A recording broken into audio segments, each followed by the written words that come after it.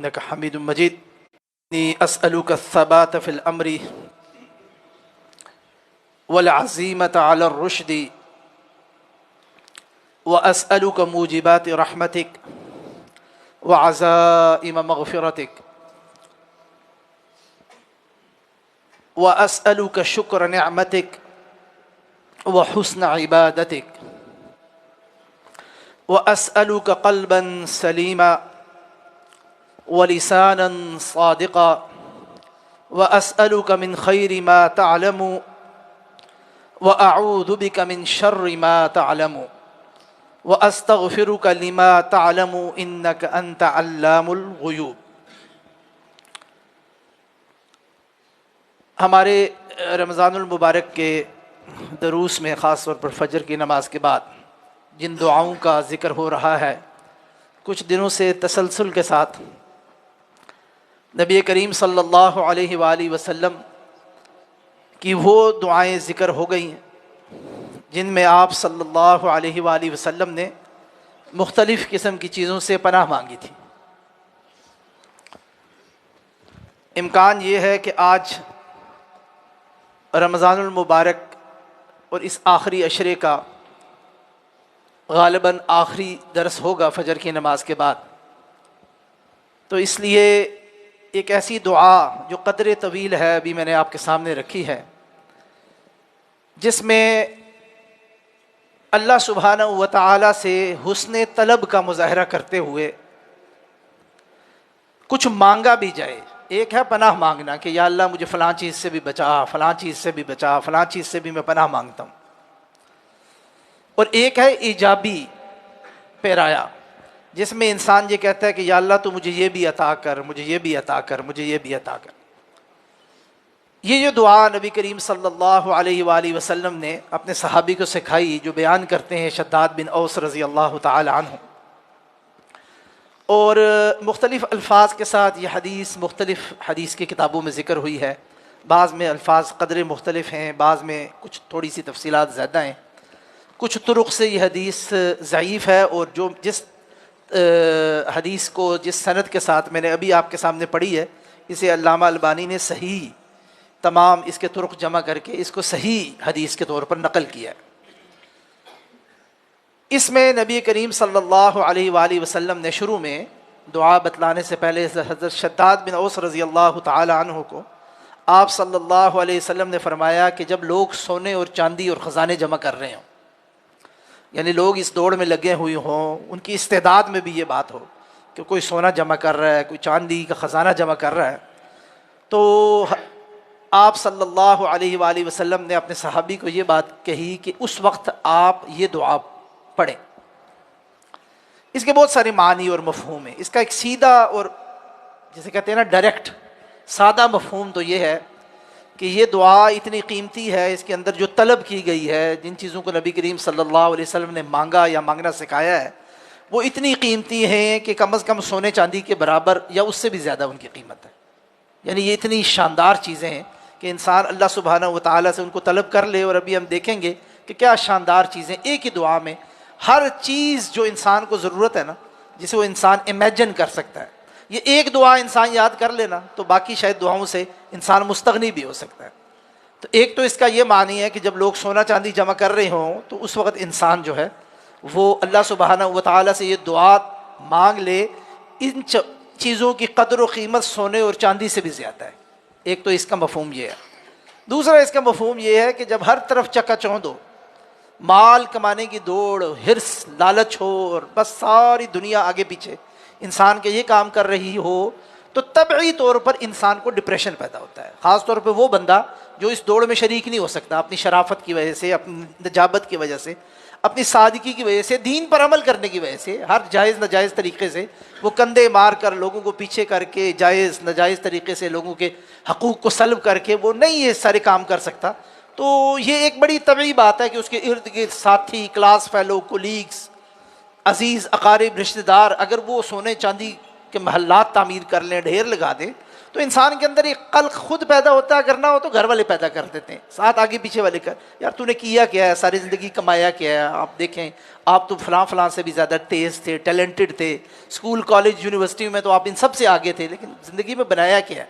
پلے ہی کچھ نہیں ہے، کل بچے جب جوان ہوں گے تیری آنکھ بند ہو جائے گی، اچانک کچھ ہوا، پیچھے والوں کا کیا ہوگا؟ یہ باتیں سن سن کے بندہ جو ہے نا ویسے ہی جو ہے نا اس کو سمجھ ہی نہیں آتی، ایک ڈپریشن کی کیفیت طاری ہو جاتی ہے۔ اس ڈپریشن سے نکلنے کے لیے بھی نبی کریم صلی اللہ علیہ وسلم کی یہ دعا جو ہے یہ بڑی ہی زبردست دعا ہے کہ سونا چاندی لوگ جمع کریں، چاہے جو مرضی کریں، بندہ اللہ سے تعلق قائم کر کے یہ دعا مانگے تو اللہ اس کی طبیعت کے اندر ایک ایسا اطمینان، استقرار، استغنا پیدا فرمائیں گے جو ان لوگوں کو میسر نہیں ہے جو لوگ مال کے اور وسائل کے ڈھیر لگا دیتے ہیں۔ اس کا ایک معنی یہ بھی ہے۔ طلب کیا کیا اللہ سبحانہ و تعالیٰ سے؟ سب سے پہلے نبی کریم صلی اللہ علیہ وسلم نے جو بات سنائی کہ اے اللہ میں تجھ سے دین پر ثابت قدمی۔ اچھا یہ جو ہے نا الثبات فی الامر، اس کا ترجمہ اکثر لوگوں نے یہ کیا ہے کہ یا اللہ میں دین پر ثابت قدمی طلب کرتا ہوں۔ یہ جو دین کا ہے نا یہ معنی اس کے اندر ڈالا گیا ہے، ورنہ الامر کا لفظ استعمال ہوا ہے، یعنی معاملے میں، کسی بھی معاملے میں یا اللہ میں تجھ سے ثابت قدمی مانگتا ہوں۔ اب ظاہر بات ہے کہ سب سے اچھا، سب سے اعلیٰ اور عرفہ معاملہ انسان کی زندگی میں دین کا معاملہ ہوتا ہے، اسی لیے ہمارے ہاں لوگوں نے، علماء نے اس کی جب ترجمہ کیا نا اردو میں تو یہ کہہ دیا ہے کہ یا اللہ میں دین کے معاملے میں ثابت قدمی، جو بالکل درست ہے ترجمہ، لیکن یہ عام الفاظ بھی الامر کے لفظ کے ساتھ بھی اس کا بہت زبردست مفہوم نکلتا ہے کہ ہر وہ کام، ظاہر بات ہے جائز کام، ہر وہ کام جو میں زندگی میں کروں اس پر یا اللہ مجھے ثابت قدمی عطا فرمانا۔ اس لیے کہ انسان جو ہے نا بسا اوقات انسان کی طبیعت کے اندر نا ایک تلون ہو جاتا ہے کہ آج بڑا ایکسائٹیڈ ہے تو یہ کام شروع کر دیا، کچھ دن بعد لگا کہ نہیں فلاں تو کچھ اور کر رہا ہے تو چلو وہ کام شروع کر دیا۔ اور یہ ہمارے ینگ لوگ ہیں نا آج کل کے زمانے میں، ان کو یہ زیادہ پریشانی ہوتی ہے کہ جو پڑھنے پڑھانے کا سلسلہ شروع کیا، پتہ لگا جی فلاں تو آن لائن پیسے کما رہا ہے، اچھا چلیں جی اس کو چھوڑیں، وہ کام شروع کر دیا، اچھا نہیں وہ کام نہیں ہو رہا، اس نے تو کوئی ایک کاروبار شروع کر دیا، چلو جی اب کاروبار کے پیچھے ڈال، یعنی کسی جگہ انسان استقرار پکڑتا ہی نہیں ہے، کسی جگہ قرار ہی نہیں آتا انسان کو۔ الثبات فی الامر یہ ہے کہ دین کے معاملے میں بھی، دنیا کے معاملے میں بھی، روزگار کے معاملے میں بھی، رویوں کے معاملے میں بھی، رشتوں کے معاملے میں بھی، انسان کے اندر ایک کیفیت ایسی ہونی چاہیے کہ اس کے اندر ایک ٹھہراؤ ہونا چاہیے، اس کے اندر ایک استقرار ہونا چاہیے، الثبات ہونا چاہیے، اور یہ محسوس ہو اس کو دیکھ کر کہ یہ جو ہے نا یہ بالکل بے پیندے کا کوئی بندہ نہیں ہے کہ بس کبھی ادھر بہ رہا ہے، کبھی ادھر جا رہا ہے، کبھی ایک طرف جا رہا ہے، کبھی دوسری طرف جا رہا ہے۔ اللہ سبحانہ و تعالیٰ سے یہ بھی دعا کرنی چاہیے، اور غور کریں یہ چیزیں بھی دعا میں اللہ سے مانگنی چاہیے، یعنی انسان نے کوشش بھی کرنی ہے، عمل بھی کرنی ہے، لیکن ان چیزوں کے طلب کے لیے بھی اللہ سبحانہ و تعالیٰ سے دعا کرنی چاہیے۔ تو پہلی چیز یہ مانگی کہ میں تجھ سے ثابت قدمی کسی بھی معاملے پر، دین کے معاملے میں سب سے اولا ہے وہ طلب کرتا ہوں، اور پھر فرمایا میں ہدایت پر، العظیمہ، ہدایت پر، رشد پر عظیمت مانگتا ہوں کہ جب تو مجھے ہدایت دے دے تو اس کے اوپر میں پختگی مانگتا ہوں، اس لیے کہ ہدایت، اور یہ رمضان میں تو ہم دیکھتے ہیں نا ہدایت کے بھی موسم آتے ہیں، انسان جب اچھے کمپنی میں آ جائے، اچھی جگہ پر آ جائے، اچھی مجلس میں بیٹھ جائے تو ایک رنگ چڑھ جاتا ہے، اور ذرا سا اس سے دور ہو تو وہ رنگ اترنے لگ جاتا ہے، اور زنگ چڑھنے لگ جاتا ہے۔ تو یہ دعا بھی مانگنی چاہیے، اور جو لوگ یہاں مسجد میں اس وقت بیٹھے ہیں خاص طور پہ اعتکاف میں یا باقی لوگ رمضان میں، اللہ سبحانہ و تعالیٰ نے توفیق دی، آئے قرآن سنا، نیکی کی مجلس میں بیٹھے، نیکی کا رنگ تھوڑا تھوڑا جو چڑھنا شروع ہوا ہے نا، اس پر اللہ سے دعا کرنی چاہیے کہ یا اللہ اس پر پختگی عطا فرما۔ ہدایت ملنے کے بعد ہدایت پر رہنا یہ بڑی، اور اس کے لیے علیحدہ بھی دعائیں، ربنا لا تزغ قلوبنا بعد اذ ہدیتنا وہب لنا من لدنک رحمہ۔ ہدایت مل جانا بڑی نعمت ہے، اور ہدایت پر دوام اس سے بھی بڑی نعمت ہے، اور یہ انسان کے بس کی بات نہیں ہے کہ انسان کو یہ کہے کہ جی یہ بس میں بڑا مضبوط ہوں تو میں کر لوں گا، انسان بڑا کمزور ہے، اللہ سبحانہ و تعالیٰ سے اس سلسلے میں دعا بھی کرنی چاہیے اور مدد بھی طلب کرنی چاہیے۔ اور اگلی بات فرمائی کہ یا اللہ میں تجھ سے تیری رحمت کو، موجبات رحمت، تیری رحمت کو واجب کرنے والی ہر چیز طلب کرتا ہوں۔ دیکھیں کتنی کمپریہنسو بات ہے، بجائے اس کے کہ اللہ کی رحمت اس چیز سے بھی، اس چیز سے بھی، مثلا صلہ رحمی سے اللہ سبحانہ و تعالیٰ رحمت دیتا ہے، سلام کرنے سے اللہ کی رحمتیں نازل ہوتی ہیں، کتنے حدیث میں چیزیں بیان کی ہیں، ان سب کو جمع کر کے کہہ دیا کہ یا اللہ ہر وہ چیز جس سے رحمت واجب ہوتی ہے میں تجھ سے وہ طلب کرتا ہوں۔ اس لیے میں یہ بات عرض کر رہا تھا کہ یہ بڑی جامع دعا ہے، بڑی جامع دعا ہے۔ ایک انسان اب ایک سینٹنس کے اندر، اس سینٹنس کا بھی ایک حصہ ٹکڑا ہے، اس کے اندر چونکہ جوامع الکلم تھے نبی کریم صلی اللہ علیہ وسلم، تو اس کے اندر ایک اتنا معنی جہاں کا، اگر اس کی تشریح آپ شروع کر دیں تو آپ گھنٹوں اس پر بات کر سکتے ہیں کہ رحمت کن کن چیزوں پر رحمت اللہ سبحانہ و تعالیٰ کی واجب ہو جاتی ہے، تو یہ بھی اللہ سبحانہ و تعالیٰ سے طلب کرنے چاہیے۔ اور ساتھ فرمایا میں تیری مغفرت کو لازم کرنے والے تمام امور پر بھی تجھ سے دعا کرتا ہوں کہ یا اللہ تو مجھے وہ بھی عطا فرما۔ اب یہ بھی دیکھیں ایک معانی کا پورا ایک جہاں ہے کہ مغفرت کن کن بنیادوں پر ملتی ہے اور اللہ سے کس کس بنیاد پر۔ قرآن کے اندر ہی اگر اس کی نصوص دیکھی جائیں تو کتنی زیادہ ہیں۔ تو وہ جس چیز پر بھی اللہ سبحانہ و تعالیٰ اپنے بندے کی مغفرت کرتا ہے، انسان کہتا ہے یا اللہ تو مجھے وہ عطا کر دے، میں اس کا سوالی ہوں اور تیرے در پر کھڑا ہو کے وہ مانگتا ہوں، اور میں تجھ سے تیری نعمت کا شکر ادا کرنے کا بھی سوال کرتا ہوں۔ شکر بہت بڑی نعمت ہے، ظاہر بات ہے، اور عام طور پر نا میں ذاتی طور پر کئی دفعہ میں نے دیکھا کہ احادیث کے اندر وہ نصوص مل جائیں جن کے اندر صرف شکر ادا کرنے کی دعا ہے، اور آپ یقین کریں بہت زیادہ دعائیں جو ہے نا صرف شکر ادا کرنے والی نہیں ہیں۔ قرآن کے اندر کچھ الفاظ ملتے ہیں، کچھ صیغے ملتے ہیں، کچھ احادیث کے اندر ملتے ہیں۔ یہ حدیث مبارکہ، یہ دعا جو ہے یہ بڑی کمپریہنسو ہے، اور شکر ادا کرنے کی یہ 5-6 ہی ساری دعائیں جو ہے نا وہ ہوتی ہیں۔ انسان ان کو یاد کر لے، جس کے اندر یہ ایک بڑی زبردست دعا ہے، بڑی جامع دعا ہے کہ یا اللہ میں تجھ سے یہ سوال کرتا ہوں کہ تو مجھے اپنا شکر ادا کرنے کی بھی توفیق عطا فرما، اس لیے کہ جب انسان شکر ادا کرتا ہے تو اللہ تعالیٰ مزید اپنی عنایات انسان پر کرتا ہے۔ اور آگے بڑی اچھی بات سکھلائی کہ میں اچھے انداز میں، حسن عبادتک، میں اچھے انداز میں تیری عبادت کرنے کا تجھ سے سوال کرتا ہوں۔ حسن عبادت کے مفہوم میں ایک تو یہ ہے شامل ہے، جیسے ہمارے قاری صاحب، قاری انس صاحب ماشاءاللہ، حسن عبادت کا ہمارا یہ گمان ہے کہ انشاءاللہ یہ حق ادا کرتے ہیں،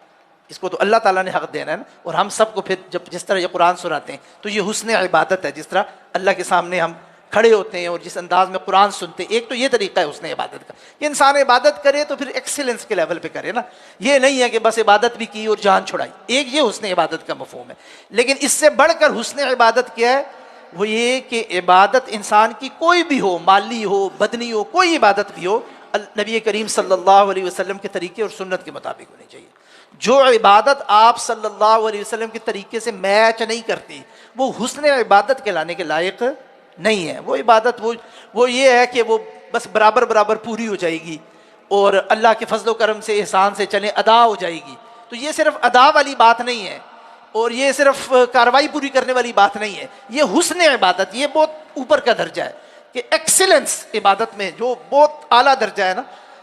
برتر اعلیٰ درجے پر جا کر عبادت کرنے کی یا اللہ تو مجھے توفیق عطا فرما۔ اس کے لیے لازمی ہے کہ انسان پھر چھوٹی چھوٹی بات کرید کر اس بات کا اہتمام کرے کہ نبی کریم صلی اللہ علیہ وسلم نے یہ معاملہ کیا کیسے۔ آپ نماز میں بیٹھے دیکھیں، ایک بات ہے، آخری تشہد میں جب بیٹھتے ہیں، آخری تشہد میں آپ بیٹھیں، آپ اگر جیسے آپ نے دیکھا ہوگا یہاں اس مسجد میں بہت سارے لوگ جو ہیں وہ اپنے اس جو یہ ہماری جو لات ہے نا، اس کے اس حصے پر، اس ران پر بیٹھتے ہیں اور یہ ٹانگ باہر نکالتے ہیں۔ دیکھا ہوگا بہت سارے لوگ نہیں نکالتے۔